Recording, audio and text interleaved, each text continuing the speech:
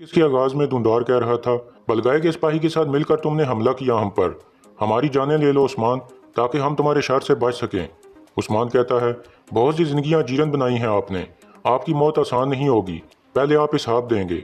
इसके बाद उस्मान धुंधार की टोपी उतार लेता है और धुंधार घोड़ा गाड़ी में बैठ जाता है। फिर उस्मान कहता है, कोनूर, इन सबको किसी खुफिया जगह पर ले जाओ, फिर वहां से हवेली चले जाना। यह कहकर उस्मान एक तरफ चला जाता है। दूसरी जानिब सलजान खातून बाला के खेमे में देखती है तो वो गायब थी। यह देखकर वो परेशान हो जाती है।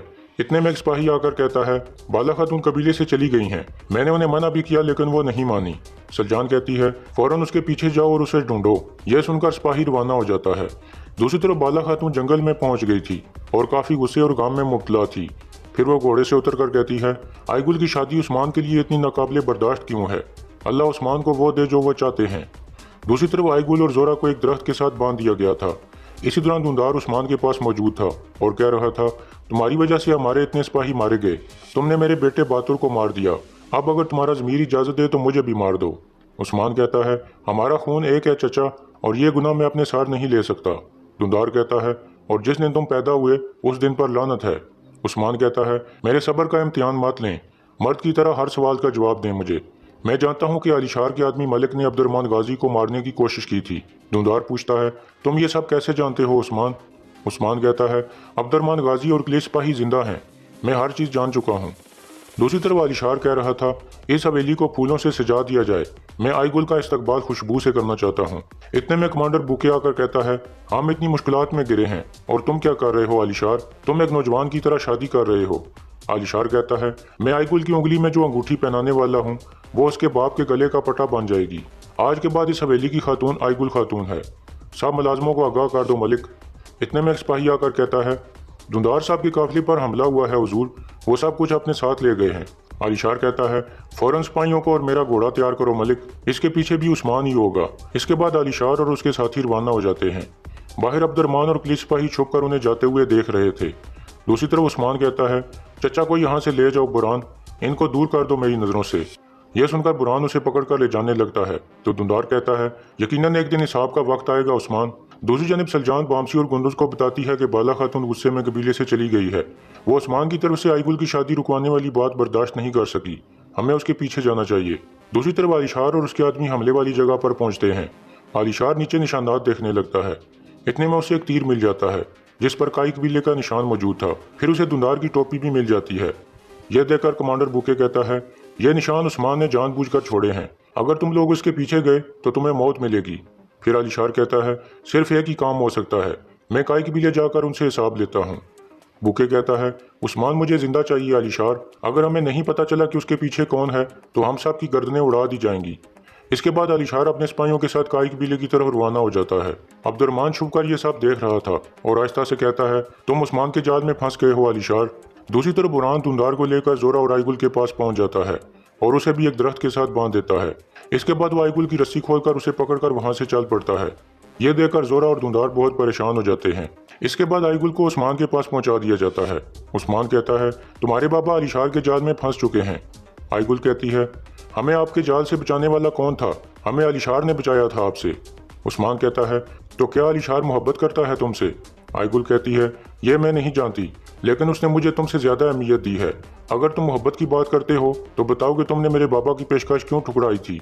उस्मान कहता है, आईगुल, मेरा तुमसे कोई और रिश्ता है, मैं तुम्हें अपनी बहन समझता हूँ, लेकिन तुमने कुछ और समझा, मेरा इसमें क्या कसूर है? मुझे अपना दुश्मन मत समझो आईगुल, अलीशार जैसे दूर से लगता है वैसा वो नहीं है, वो लोगों को इस्तेमाल करता है। आईगुल कहती है, मैंने ये सब कुछ कभी नहीं सोचा था उस्मान, मेरी दुआ है कि आप बाला खातून के साथ खुश रहें। उस्मान कहता है, मैं बाला खातून से प्यार करता हूँ, लेकिन तुम्हें मुसीबत में नहीं फंसने दे सकता। हकीकत को सबके सामने लाने के लिए मुझे तुम्हारा साथ चाहिए। दूसरी तरफ अलीशार काई कबीले में पहुंच जाता है। घोड़े से उतरकर अलीशार कहता है, मुझे तुमसे जल्दी जवाब चाहिए गुंदुज, धुंधार साहब कहाँ हैं? गुंदुज कहता है, हमने उन्हें कबीले से तुम्हारी तरफ रवाना किया था, यह तुम्हें पता होना चाहिए कि वो कहाँ हैं। अलीशार कहता है, धुंधार साहब की टोपी मुझे जंगल से मिली है, वहाँ लड़ाई के आसार भी नजर आ रहे थे। गुंदुज कहता है, मैं अपने सिपाहियों को हुक्म देता हूँ कि वो हर जगह उन्हें तलाश करें, अगर इस मामले के पीछे भी तुम्हारा हाथ हुआ तो तुम्हारा सर नहीं रहेगा अलीशार। इसके बाद अलीशार घोड़े पर सवार होकर वापस रवाना हो जाता है। दूसरी तरफ आईगुल को दोबारा दरख्त के साथ बांध दिया गया था। आईगुल के जहन में ख्याल आता है जब उस्मान उसे कह रहा था, اگر تم نے ویسے کیا جو میں کہوں گا تو تم بہادر کے قاتلوں کو جان جاؤ گی۔ یہ شادی تمہاری زندگی کی سب سے بڑی غلطی ہوگی۔ آئیگل کہتی ہے ٹھیک ہے، آپ کیا چاہتے ہیں مجھ سے؟ عثمان کہتا ہے اب تم علی شار کی حویلی میں جا کر اسے کہو گی کہ میرے بابا جنگل میں چھپے ہوئے ہیں۔ عثمان ہم لوگوں کو اغوا کرنا چاہتا ہے لیکن وہ آپ سے اکیلے میں بات کرنا چاہتا ہے، آپ کو وہاں اکیلے جانا ہوگا۔ پھر عثمان کہتا ہے بس تم یہ کر دو آئیگل، باقی میں سنبھال لوں گا۔ دوسری طرف گوکتوک اور عثمان کے سپاہی بیس بدل کر علی شار کی حویلی میں داخل ہو جاتے ہیں۔ ایک سپاہی سے گوکتوک پوچھتا ہے علی شار کہاں ہے؟ سپاہی کہتا ہے وہ جہاں چاہیں جائیں گے، تمہیں اس سے کیا ہے؟ اتنے میں گوکتوک اور اس کے ساتھی حملہ کر دیتے ہیں۔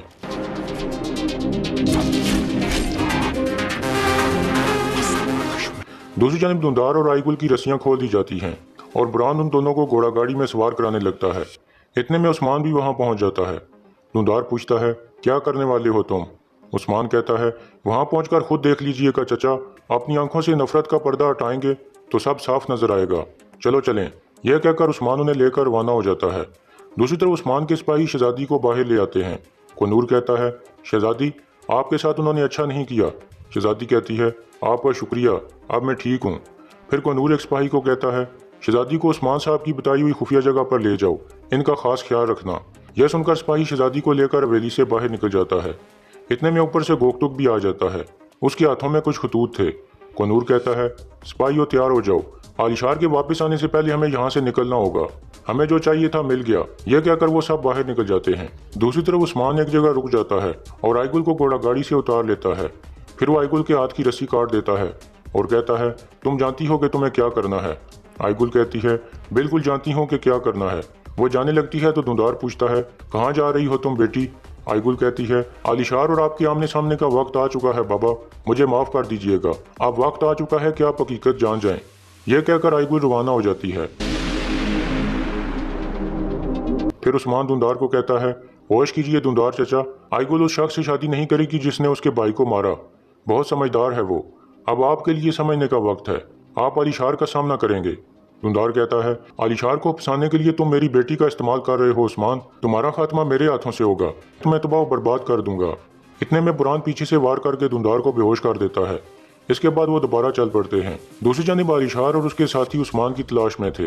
اتنے میں ایک آدمی وہاں آ کر علی شار کو بتاتا ہے کہ عثمان کے سپاہی حویلی پر حملہ کر کے اس لڑکی کو لے گئے ہیں۔ یہ سن کر علی شار سخت غصے میں آ جاتا ہے اور پھر کہتا ہے اس نے حویلی پر حملہ کر کے بہت بڑی غلطی کی ہے، میں آ رہا ہوں عثمان، اب تمہیں میرے غضب سے کوئی نہیں بچا سکتا، بہت خون بہنے والا ہے۔ یہ کہہ کر علی شار گھوڑے پر سوار ہو کر روانہ ہو جاتا ہے۔ کمانڈر بوکے اور بہادر وہیں رہ کر عثمان کی تلاش جاری رکھتے ہیں۔ اس کے بعد علی شار اپنی حویلی میں پہنچ جاتا ہے اور وہاں اپنے سپاہیوں کی لاشیں دیکھتا ہے۔ پھر وہ ایک سپاہی سے پوچھتا ہے اتنی حفاظت کے ہوتے ہوئے وہ اندر کیسے آئے؟ یہ ناممکن ہے۔